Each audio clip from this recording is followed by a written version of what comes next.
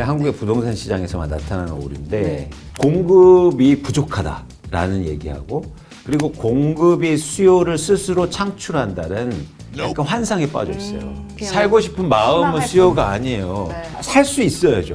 지금 우리나라 부동산 시장의 가장 큰 리스크는 살 수 있는 사람이 줄고 있단 말이에요.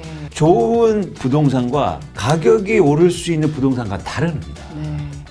투자하기 좋은 아파트의 첫 번째 조건은 뭐냐면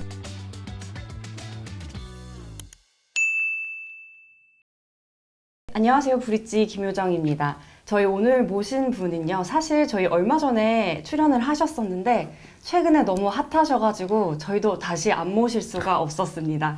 이광수 광순의 북덕방 대표님 오셨습니다. 대표님 안녕하세요. 안녕하세요. 저희 이 영상이 나갈 때가 이제 설을 전후로 하거든요. 네. 그래서 가장 저희가 궁금한 내용이죠. 2024년 부동산 어떻게 되나요? 상하반기를 좀 나누어서 말씀드리고 싶어요. 요즘 워낙 시장이 빨라졌기 때문에 상반기에는 가격이 못 오르거나 조금 소폭 하락하면서 거래가 크게 감소하는 시장이 예상됩니다. 그러다 하반기 때는 이제 가격 하락폭도 커지고 반면에 거래가 조금씩 회복되는 또 시장이 되지 않을까 그렇게 예상해요. 네. 지난해 12월 기준으로 해서 서울 아파트 거래량이 한 1,800건 정도 됐고 1월에도 한 1,800, 1,900건 정도 될 것 같은데 저는 올해 상반기 한 1,000건까지도 보고 있습니다. 과거에도 이제 그런 시기가 있었잖아요. 거래량이 크게 감소하는 뭐 1,000건 밑으로 떨어진 적도 있는데 그때하고 좀 다른 점이 있어요. 뭘까요? 매도 물량이 증가해요. 그때는 거래도 안 됐지만 매도 물량도 줄었거든요. 그러니까 그 가격에 팔려는 사람들이 별로 없었죠. 그런데 저는 올해 상반기에는 거래량은 감소하지만 매도 물량은 증가하는 그런 시장을 예측하고 있습니다. 왜냐하면 매도 물량 처음에 매도하려고 내놨다가 이제 안 팔리잖아요. 거래가 안 되잖아요. 그럼 어떻게 하겠습니까? 더 낮추겠죠. 가격을 이제 낮추기 시작하죠. 그러면서 이제 거래가 다시 증가하는데 대신 가격은 떨어지는 그런 시장이 하반기에 일어날 것 같습니다. 네. 지금 대표님 말씀 드리니까 제가 기억이 나는 게 많이 떨어졌지만 많이 떨어지지 않았다 이 얘기 해주셨던 거 제가 기억하거든요. 근데 그 이유가 가격은 분명히 떨어졌는데 매물이 없어서 가보면 내가 살 수 있는 건 없어서 결국은 떨어진 게 아니다 이 얘기를 해주셨는데 지금 말씀하신 대로면은 진짜 많이 떨어지고 진짜 많이 떨어지는 이런 시장이 올 거다라고 맞습니다. 보시는 거예요. 그런 시장이 올해 하반기부터 시작되지 않을까 보고 있고 아니 김 기자 현장 많이 가보시잖아요. 그 떨어질 때 현장 가보실 때 막 몇 억 떨어졌습니다 했는데 사실은 그게 많지 않았잖아요. 맞아요. 막상 가보면 없다고 그러고. 맞습니다. 그러니까 그건 뭐 한두 건에 불과했고 그래서 잘 보시면 어떤 지표가 차이가 나냐면 평균 가격이 안 떨어졌어요. 그런 시기가 오거든요. 평균 거래 가격이 떨어지는. 그러니까 가격이 하락한 물량이 많아지는 거죠. 그런 시기가 올해 하반기부터는 좀 빠르게 예측하면 올해 하반기부터 가능하지 않을까 생각합니다. 신생아 특례 대출이 이제 시행됐잖아요. 근데 작년에 생각해보면 특례보금자리론이 9억 원 이하 집값을 많이 견인했었단 말이죠. 이번에도 같은 현상이 일어날 가능성이 없을까요? 같은 현상이 일어날 수 있는데 일단 중요한 건 대상이 준 거잖아요. 금액은 이제 비슷한데 대상이 그러니까 전 세대에서 신생아를 낳은 세대한테 줄었으니까 특례 보금자리론처럼 그렇게 시장에 뭐 단기적인 큰 변화를 일으키는 좀 제한적이다. 그리고 다시 이제 또 그 가격대에서 또 떨어지고 있으니까 야 이거 대출해줘서 집 사는 게 맞는 거야. 이런 생각이 좀 들지 않을까요? 이제 경험이 좀 쌓였잖아요. 연필 그 시절도 지났고 하다 보니. 그래서 이제 정책이 시장에 효과를 내기 위해서는 한 세 가지 정도 요소가 필요해요. 첫 번째는 예상치 못한 정책일 것. 그리고 예상치 못한 시점일 것. 그리고 과거에 없던 일일 것. 근데 신생아 특례 대출은 한 가지만 해당돼요. 과거에 없던 거예요. 그래서 이제 조금 영향은 주겠지만 큰 영향이 없던 거죠. 사실 작년에 특례보금자리론은 짧게 한시적인 혜택이랄까요? 그런 정책이었지만 이거는 사실 제가 생각해 추경을 해서라도 계속 가져갈 정책일 것 같거든요. 왜냐하면 저출산을 해결해야 하니까 정부가. 그렇다면은 이게 장기적으로 봤을 때 집값을 이 9억 원을 하한으로 만들 가능성도 있지 않느냐라는 의문이 전 들더라고요. 과거의 대출 정책이 효과를 내기 위해서는 가장 큰 전제 조건이 필요해요. 뭐냐면 집값이 오를 거라는 기대감이 있어야 돼요. 그게 이제 신혼부부건 신생아를 출산하신 분들이건 대출해준다고 나 집 사야지 라게 아니라 기본적인 조건은 뭐다? 내가 집값 상승에 대한 기대감을 많이 갖고 있느냐에 따라서 강도가 다르다는 거죠. 그런 차원에서는 사실은 집값 상승 기대감이 조금씩 줄어들수록 이렇게 대출만 해준다고 영향이 클 수는 없다. 이번 2월 전국의 입주 물량이 또 감소했다고 하거든요. 네. 올해 입주 물량이 지난해 대비해서 한 10% 정도 낮을 거라는 전망이 있던데 또 계속 나오는 얘기지만 공급 부족으로 인한 집값 상승, 집값 반등 우려에 대해서는 어떻게 생각하세요? 그러니까 이게 우리가 이제 주택 공급 부족을 할 때 이제 입주 물량 얘기를 많이 하잖아요. 네. 실제로 입주 물량이 감소하면 전월세 가격이 상승할 가능성이 크죠. 그런데 이게 집값 상승으로 이어진가를 좀 고민할 필요가 있어요. 왜냐면 이건 이제 많이 제가 말씀도 드렸고 이제 강조한 지점이긴 한데 항상 이런 의문점에 들 때 두 가지를 한번 해보셨으면 좋겠어요. 여러분들이 과거에도 그런 적이 있는지 질문을 한번 해보고 또 하나는 뭐냐면 그 반대로 한번 질문해보는 거죠. 입주 물량이 감소해서 집값이 오른다는 반대말은 뭡니까? 입주 물량이 많으면 집값이 떨어져요. 그렇죠. 우리나라로는 입주 물량이 가장 많았을 때가 2019년, 2020년도예요. 네. 그때 집값 떨어졌어요? 계속 오르고 있을 때인가요?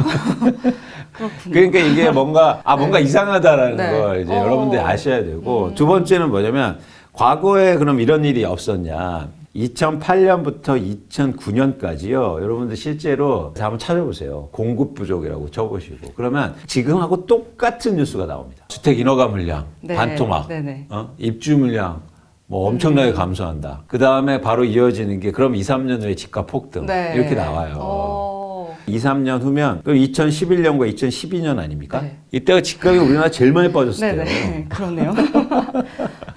그러니까 일반적으로 생각하는 거에 여러분 답이 아닐 가능성이 있다는 걸 꼭 아셔야 되고 그러면 이제 근본적 이유가 뭐냐? 그렇죠. 집값을 그럼 결정하는 게 공급이 뭐냐? 저는 계속 강조하지만 매도 물량이라는 거예요. 집을 갖고 있는 사람들이 시장에 팔려고 내놓는 매도 물량.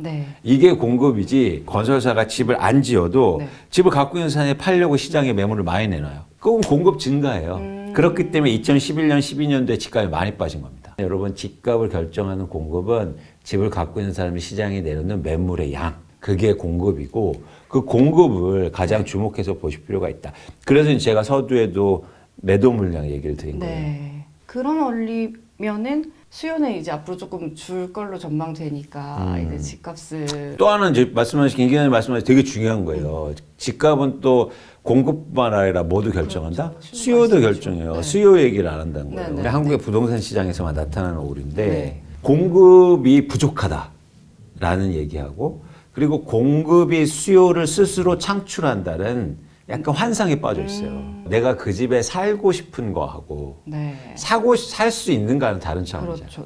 그렇죠. 장기적으로는 가장 큰 문제가 유효 수요의 감소거든요. 살 수 있는 사람들이 줄고 있다. 내 집 마련을 하시건 부동산 투자를 하시건 복합적인 사고를 하셔야죠. 두 가지 꼭 하셔야 됩니다. 첫 번째 반대로 질문해 보기. 두 번째는 뭐냐면 과거에 이런 일이 있었나 없었나 조사해 보기. 집값이 오르면 건설사들이 어떻게 할까요? 공급을 늘리잖아요. 막 땅 사고 막 난리 나잖아요. 그러니까 사실은 집값이 오르면 당연히 공급 많아지게 돼 있어요. 아까 유효수요 얘기하셨는데 유효수요라고 하면은 이제 뭐 결혼을 준비한다거나 뭐 20, 30대 그리고 40대 정도까지라고 볼 수 있을까요? 그렇죠. 그리고 또 하나 중요한 건 이 집값을 감당해낼 만한 여력이 있냐, 자금이 있냐. 그게 대출이 됐던 내 소득이 됐든 어쨌든 그걸 통해서 집을 살 수 있는 사람만이 수요자잖아요. 그죠? 그래서 우리가 가장 틀린 말이 뭐냐면 전문가 분들이 뭐라고 하냐면 여러분 강남 집값은 절대 안 빠져요. 왠지 아세요? 여러분 다 살고 싶지? 살고 싶은데 이렇게 수요가 많은데 어떻게 빠져? 그건 수요가 아니에요. 살고 싶은 마음은 수요가 아니에요. 살 수 있어야죠. 지금 우리나라 부동산 시장의 가장 큰 리스크는 살 수 있는 사람이 줄고 있단 말이에요. 예를 들어서 지금 서울에만요. 주택 구입 가능 물량이라는 지표가 있어요. 그러니까 중간소득자가 소득과 대출을 이용해서 지금 대출 규제를 적용해서 살 수 있는 집의 양이 얼마나 되는가. 이게 지금요. 지난해 기준으로 해서 3이에요, 3. 서울에 있는 아파트 중에 3%만이 중간 소득이 살 수 있다고요. 이게 과거에는 얼마였냐면 30%였어요. 소득은 안 오르고 집값만 오르면서 어떻게 살 수 있는 아파트가 없어졌다고요. 수요가 주니까 정부에서 어떻게 합니까? 시장이 계속 안 좋을 것 같으니까 대출을 일으켜잖아요. 네. 근데 일시적인 거죠. 그게 일시적인 효과에 그칠 수밖에 없는 근원적인 한계라는 겁니다. 즉, 그러면 장기적으로 우리나라 소득이 증가한다든지 아니면 네. 집값이 떨어지지 않으면 네. 그러면 유효 수요가 증가할 수 없는 거예요. 네. 근데 그거를 꼭 아셔야 된다. 사고 싶은 마음. 저희가 다 사고 싶죠. 맞아요. 그게 어떻게 다 수요입니까? 주택에만 유난히 그런 이유가 이제 의식주니까 집은 어쨌든 있어야 하고 그렇죠. 다들 어떻게든지 마련할 거라는 생각이 있어서 그런 것 같아요. 그게 감정적인 왜곡이 들어가는 거죠. 근데 그 시장을 판단할 때는 감정이 네. 들어가서는 안 된단 그렇- 말이에요. 네. 시장을 판단하는데 사고 싶은 사람이 많다고 해서 집값 안 떨어진다는 게 말이 됩니까? 그렇죠. 수요가 훨씬 더 중요한 시장이 왔다. 인구도 감소하고 네, 이러고 맞습니다. 있으니까 네, 네. 장기적으로 봤을 때 내가 짓는 아파트, 내가 갖고 있는 아파트가 살 수 있는 사람이 있는지를 네. 이제는 고민해야 돼요. 그래서 여러분들이 뭐 투자로 집을 갖고 계시든 내가 어떤 집에 거주해 그럼 관점을 바꿔보시라고요. 아, 내 집을 이게 내가 돈이 필요하거나 아니면 내가 이사 가려고 내놨을 때 살 수 있는 사람이 있을까? 이런 고민들을 네. 하셔야 된다. 그러면 들어가기 전에도 또 그 고민을 하면서 들어가야 그렇죠. 그게 이제는 집을 내 집 마련 잘하고 투자를 잘하시는 방법이라고요. 그러니까 나 말고 네. 남들을 보셔야죠. 그게 이제 시각을 전환할 필요가 있다는 겁니다. 예를 들어서 시장을 투자로만 볼게요. 투자를 볼 때 남들이 사고 싶고 살고 싶은 아파트를 사. 그런 아파트는 이미 가격에 포함되어 있다고요.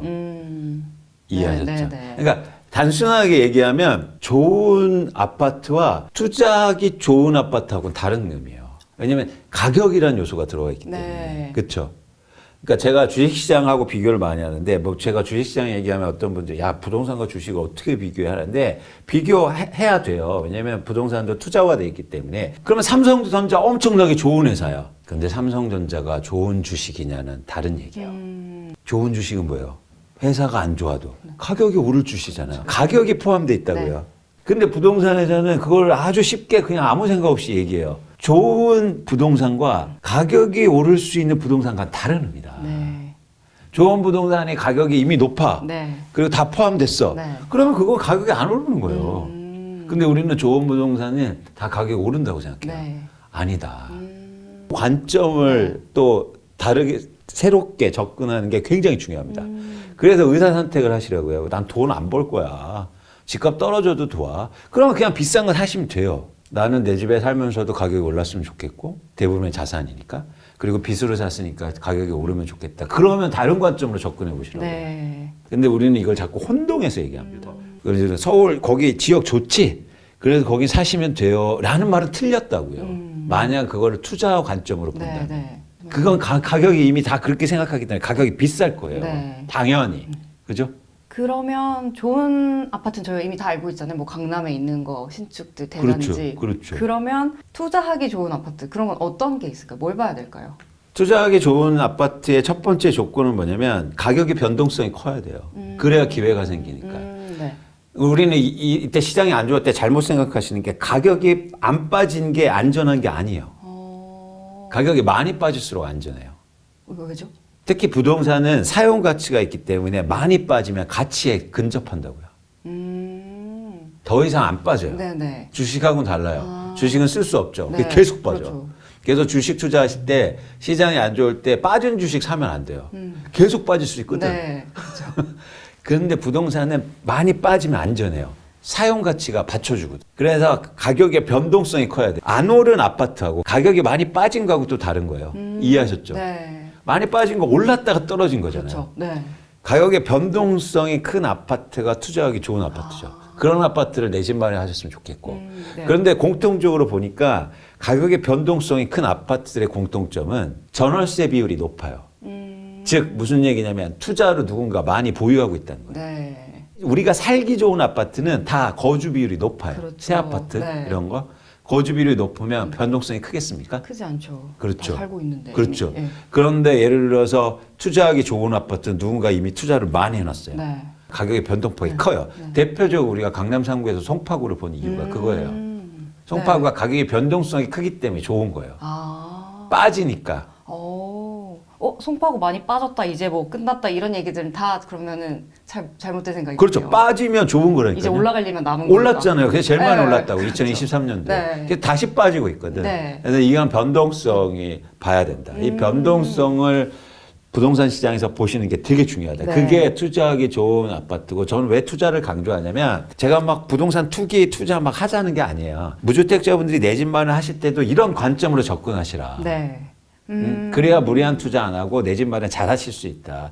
전 무주택자분들이 내 집 마련 하시는 걸 권유드리고, 그 집을 샀을 때 그 이후부터 가격이 올랐으면 좋겠어요. 네. 그러려면 이런 관점으로 접근하셔야 된다고요. 왜냐하면 투자하는 사람들은 다 그렇게 보거든. 네.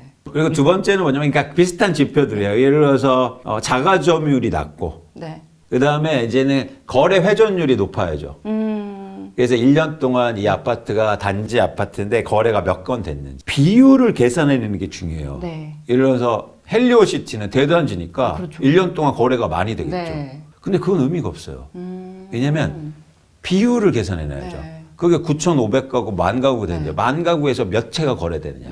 예를 들어서 작은 단지인데도 거래가 빈번한 쪽이 있다고. 그럼 거래 회전율이 높을 거 아니에요. 네네. 그래서 거래 회전율이 높은 단지일 것. 이런 되게 많은 조건들이 있는 겁니다. 객관적인. 그러니까 네. 누구나 부인할 수 없는 그런 것들을 찾아내는 게 중요해요. 회전율이 높다는 거는 많은 사람들이 계속해서 그 단지에 관심을 갖고 있다는 그렇죠. 소리인 거죠. 그리고 거래가 빈번하고 네. 살 사람도 있고 수요가 있다는 거죠. 수요가 있다는 거. 네. 네.